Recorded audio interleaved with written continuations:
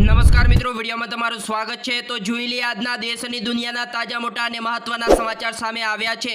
તો મિત્રો આ સમાચાર ધ્યાનથી સાંભળી લેજો। સૌપ્રથમ મિત્રો વાત કરવામાં આવે તો ગુજરાતમાં 2 દિવસના વિરામ બાદ મેઘરાજા હવે ધબધબીટી બોલાવશે। આગામી 6 દિવસ માટે ભારે વરસાદનું એલર્ટ જાહેર। ગુજરાતના 78 જળાશય 100% છલકાયા। સરેરાશ જળસ્તર 80%થી વધુ। 116 ડેમ હાઈ એલર્ટ પર જોવા મળ્યા। સોનો પહેલીવાર 1,05,000 ને પાર। ચાંદીમાં પણ રેકોર્ડ ઉછાળો જોવા મળ્યો। સમગ્ર ગુજરાતનો દેખાડો। અંત્યોદય રેશન કાર્ડની સંખ્યામાં 33,000નો ઘટાડો નોંધાયો।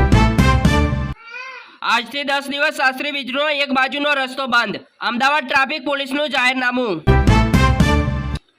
અનિરુદ્ધસિંહ જાડેજાને સુપ્રીમ કોર્ટની રાહત નહીં। 18 સપ્ટેમ્બર સુધી સરેન્ડર કરવાનો આદેશ।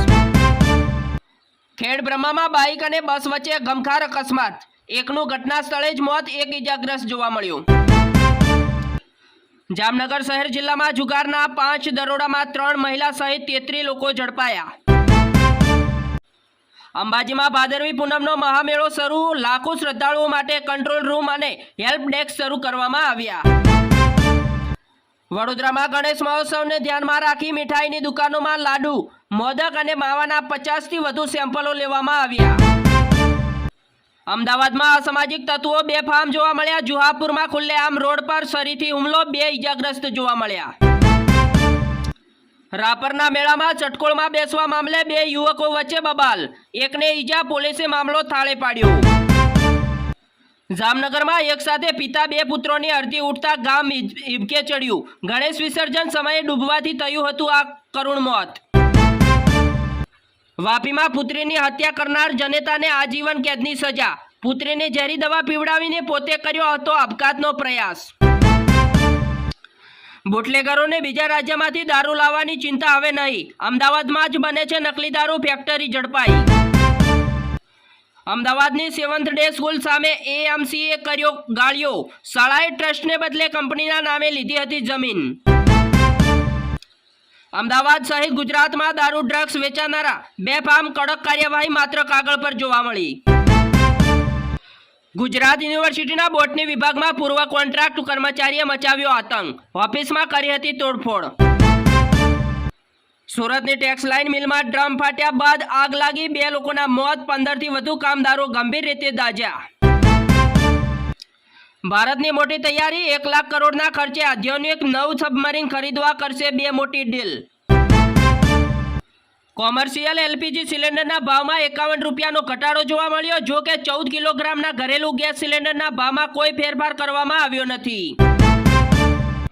પંજાબમાં સામાન્ય કરતાં 74% વધુ વરસાદ ખાબકતા 25 વર્ષનો રેકોર્ડ તૂટ્યો।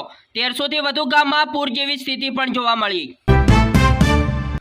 ઉત્તરાખંડ, હિમાચલથી માંડી જમ્મુ કાશ્મીર સુધી વરસાદનો મોટા ભાગે કહેર। લાખો લોકો પ્રભાવિત, રેસ્ક્યુ અથાવત જોવા મળ્યું। પીએમ નરેન્દ્ર મોદી અને પુતિન વાત કરતા કરતા નીકળી ગયા અને પાકિસ્તાનના પીએમ શાહબાજ જોતા રહી ગયા। દુનિયાનો સૌથી શાંતિપૂર્ણ દેશ કયો? ભારતને ટોપ 100માંથી પણ સ્થાન નહીં। પાકિસ્તાનનો છેક 144માં ક્રમે। એટમ બોમ્બ બાદ હવે અમે હાઇડ્રોજન બોમ્બ ફોડીશું। વોટર અધિકાર યાત્રામાં રાહુલ ગાંધી બોલ્યા। જે જનતાને મૂર્ખ બનાવી શકે તે જ સૌથી સારો નેતા। નીતિન ગડકરીનું ફરી એક ચોંકાવનારું નિવેદન સામે આવ્યું। જગદીપ ધનખડે ઉપરાષ્ટ્રપતિનું નિવાસ સ્થાન છોડ્યું અને આ નેતાના ફાર્મ હાઉસ પર શિફ્ટ થશે। ભારત સાથે રાજકારણ નહીં, વિશ્વાસનો સંબંધ। પીએમ નરેન્દ્ર મોદી સાથેની બેઠકમાં પુતિનનું મોટું નિવેદન। ચૂંટણી પંચ અને રાજકીય પક્ષો વચ્ચે વિશ્વાસની કમી। બિહાર એસઆઈઆર મામલે સુપ્રીમ કોર્ટની ટિપ્પણી। નવા મતદારોના વોટ ભાજપના ખાતામાં કેવી રીતે ગયા? મતદાતા અધિકાર યાત્રામાં રાહુલ ગાંધીએ સાધ્યું નિશાન। 20% ઇથોલન વાળું જ પેટ્રોલ મળશે। સુપ્રીમ કોર્ટ વિકલ્પની માંગ કરતી અરજી ફગાવવામાં આવી। હિમાચલ પ્રદેશમાં વરસાદી આફત। ભૂસ્ખલનમાં 5 લોકોના મોત, 11 જિલ્લાઓમાં શાળાઓ બંધ। સાચી વાત છે, રશિયાના ઓઇલથી ઊંચી જ્ઞાતિના બિઝનેસમેનને જ ફાયદો। કોંગ્રેસ નેતાએ અમેરિકાના નવા રોનું કર્યું સમર્થન। માંગ નહીં સ્વીકારો તો 5 કરોડ મરાઠા મુંબઈ આવશે. મહારાષ્ટ્રના સીએમને જરાંગેનું અલ્ટિમેટમ. રશિયાના ઓઇલથી કોઈ કમાણી નથી કરી, નિયમોનું પાલન કર્યું. વ્હાઇટ હાઉસના આરોપો પર ભારતનો જવાબ. ડ્રેગન સામે હાથી ઝૂક્યો. મોદી જિનપિંગની મુલાકાત મુદ્દે કોંગ્રેસના આકરા પ્રહાર. અમેરિકામાં મોટી વિમાન દુર્ઘટના. એક સાથે લેન્ડિંગ કરવા જતાં 2 વિમાન ટકરાયા, 3 લોકોના મોત. ઈવીએમ મશીનનો વિરોધ, મેલ ઇન વોટિંગ પર બેન, ચૂંટણી કાર્ડ દ્વારા જ મતદાન. ટ્રમ્પે મોટો નિર્ણય લેવાની તૈયારીમાં. એસસીઓ સમિતિમાં પીએમ નરેન્દ્ર મોદી, પુતિન અને જિનપિંગ એકજૂટ દેખાયા.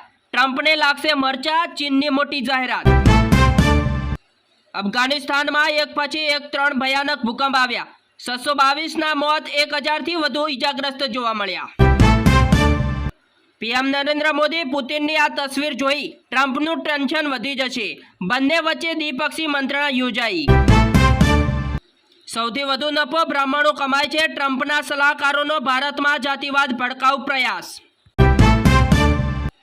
એસસીઓમાં પુતિને ભારત અને ચીનના કર્યા વખાણ. યુક્રેનમાં સત્તા પલટા અંગે આપ્યું મોટું નિવેદન.